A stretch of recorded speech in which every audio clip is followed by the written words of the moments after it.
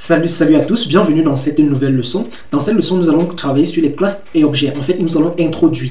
Nous allons voir comment créer une classe, comment créer un objet et voir un peu comment ces deux sont reliés. Déjà, si je viens ici, je crée une variable que je vais appeler nombre, tout simplement. Je dis égal à 5, où il y a 8. Ensuite, je dis chaîne, par exemple. Chaîne égale à string.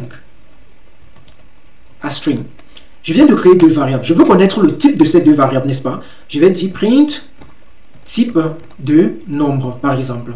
Type de nombre. Ensuite aussi, je vais dire print type. On a déjà vu ça, n'est-ce pas, dans l'une des leçons. Pardon. Type de chaîne. Là, si j'exécute mon programme, tout simplement, ça m'affiche que nombre est du type class int.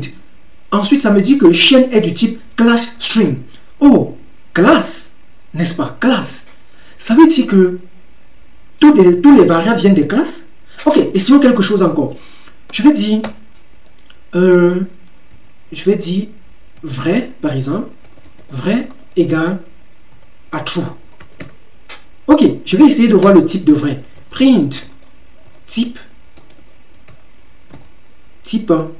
vrai.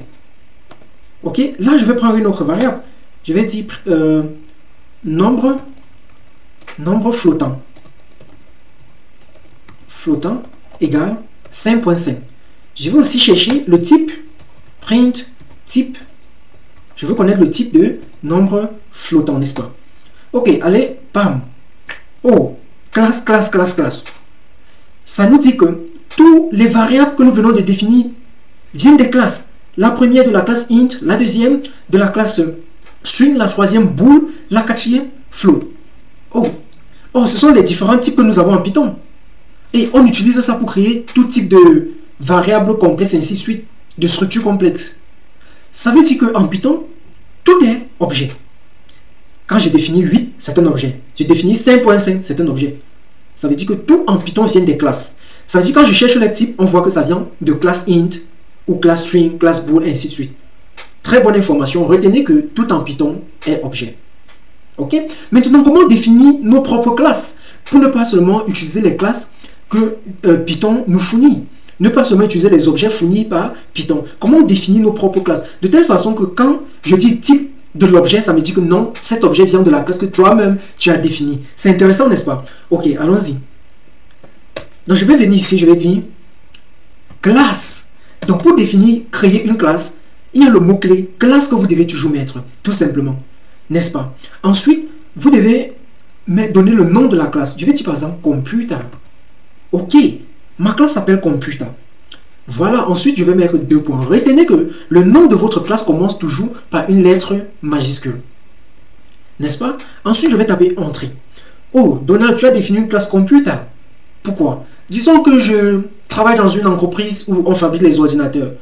Ok, ça veut dire que cette classe, cette entreprise a le design des ordinateurs, fabrique des ordinateurs, n'est-ce pas? Chaque ordinateur, quoi, est un objet, n'est-ce pas? Rappelez-vous, comme j'ai expliqué avec le téléphone dans la leçon précédente, est un objet. Ok, je veux définir une classe que chaque fois que je crée un objet, je puisse appeler une méthode et ça me donne les caractéristiques de l'ordinateur. C'est intéressant, n'est-ce pas? Ok, créons une méthode. Ok, qu'on va appeler configuration, par exemple. Ok, configuration. Je tape entrée. Directement, quand je mets les parenthèses, il y a solve qui vient. Oh, c'est quoi solve? Ok, c'est quoi solve? Pour l'instant, on ne doit pas s'intéresser à solve. Là, je vais seulement dire print I. Je vais dire par exemple, c'est un Core i5. Et ensuite, ça a 16 Go de RAM. Giga de RAM. Ok. Et c'est 1 Tbit de disque dur, par exemple. Ok. Donc, c'est la méthode configuration. Rappelez-vous, c'est quoi une méthode? Ce sont les fonctions. Ok. Voilà. Ici, maintenant, je vais dire, par exemple, computer want. Computer want égale à computer, à la classe que je viens de définir, et je mets les parenthèses. Je viens de faire ce qu'on appelle l'instancier. Instancier, créer une instance, ok, de la classe computer. C'est quoi une instance? Ok.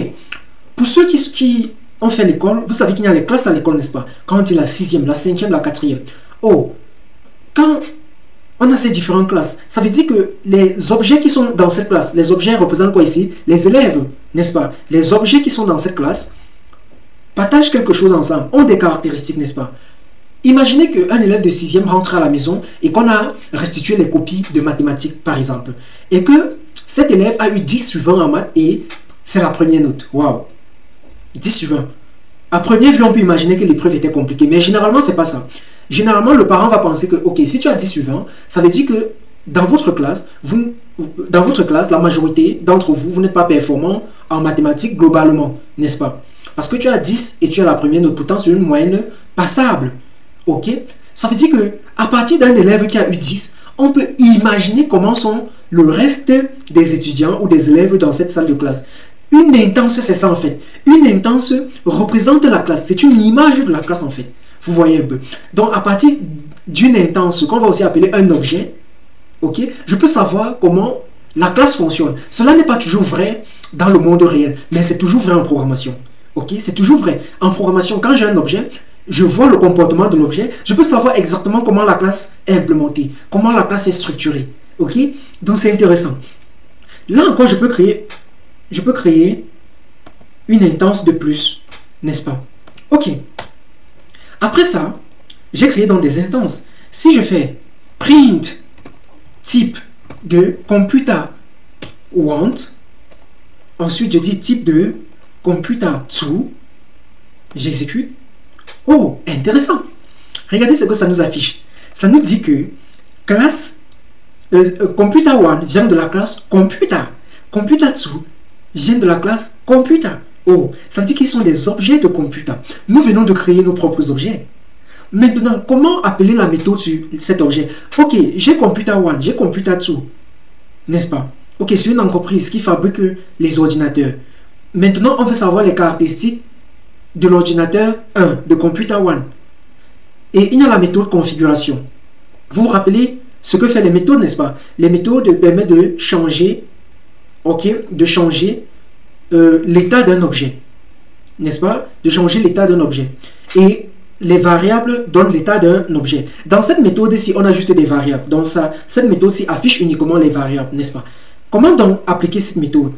Rappelez-vous que cette méthode vient de la classe computer. Donc si je viens ici, je fais computer, comme ceci, je mets mes parenthèses là, je fais point configuration, tout simplement.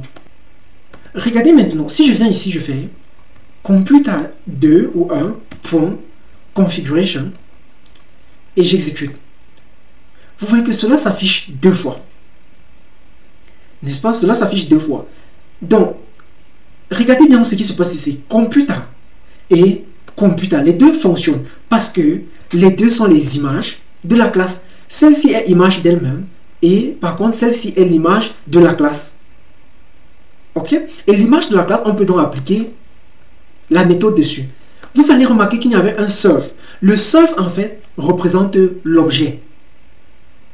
Ok? Ça représente l'objet. Pour voir comment ça représente l'objet, regardez, je vais venir ici. Je vais mettre comme true, par exemple. Et je vais exécuter. Vous allez voir que ça va générer une erreur disant que la méthode de configuration avait besoin d'un seul objet. Mais on en a donné 2. Ok? Ça veut dire qu'on peut appeler l'objet juste derrière la méthode. Donc, on peut mettre l'objet juste derrière. Et c'est ce qu'on fait en fait ici. Voilà l'objet, là tout simplement. Et ici encore, j'ai mis un autre objet. Donc, c'est plus bon. Vous voyez un peu. Par contre, si je fais comme ceci, je réexécute. Pardon. Non, je ne veux pas ça. Si je fais ici, je réexécute. Vous allez voir que cette fois-ci, je n'ai pas d'erreur. Ok? Regardez la différence. Je n'ai pas mis des parenthèses. Ça veut dire sans parenthèses, je n'intensifie pas. J'appelle juste la méthode et c'est à l'intérieur que j'appelle l'objet. Donc regardez la différence. Je vais rentrer. Ici, je vais mettre les parenthèses. Je vais exécuter. J'ai une erreur, bien sûr. Parce que en mettant les parenthèses, comme on a vu ici en haut, je suis en train d'intensifier, de créer un objet. Et en pointant une méthode sur un objet, c'est comme ce self. C'est déjà cet argument que j'appelle sur l'objet. Et comme la méthode a besoin d'un seul argument, quand je passe encore computer to à l'intérieur de la méthode, ça fait 2 objets appelés dessus. Par contre, si j'enlève les parenthèses maintenant et que j'exécute maintenant, là, j'ai plus d'erreur. Ok? Ça veut dire juste que computer.configuration, donc c'est comme un chemin d'accès, n'est-ce pas? C'est comme un chemin d'accès tout simplement. Donc ce que je peux faire maintenant, une autre façon d'appeler, alors je peux dire donc, ok, si quand je mets une instance comme ça, c'est l'objet, or computer 1 et computer 2 représentent computer avec des parenthèses, donc une instance, ça veut dire simplement techniquement que si je fais computer 1.configuration, ça va marcher. Computer 2.configuration, ça marchera. Donc si j'exécute, on aura 3 fois affiché les caractéristiques. Il est vrai que ces caractéristiques sont les mêmes pour les différents computers. C'est tout simplement parce que rien n'est dynamique ici et on verra ça plus loin, comment rendre cela dynamique de telle façon que lors de l'intensiation de chaque objet, on puisse donner ses caractéristiques. Ok? Donc, c'est en gros comme cela qu'on crée une classe et qu'on crée des objets. Généralement, voici ce que vous allez rencontrer, utiliser dans la plupart des temps. Celle-ci fonctionne très bien, mais vous n'allez pas généralement rencontrer, dû généralement peut-être à la beauté d'écriture, mais la majorité des programmeurs Python vont préférer cette écriture. D'accord? À nous revoir dans la prochaine leçon.